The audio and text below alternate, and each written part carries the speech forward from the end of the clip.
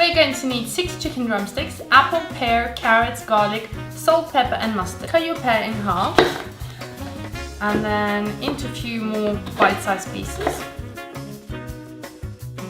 Cut your carrots into discs. Take a large bowl and place all your chicken drumsticks in here. Add your mustard, your minced garlic,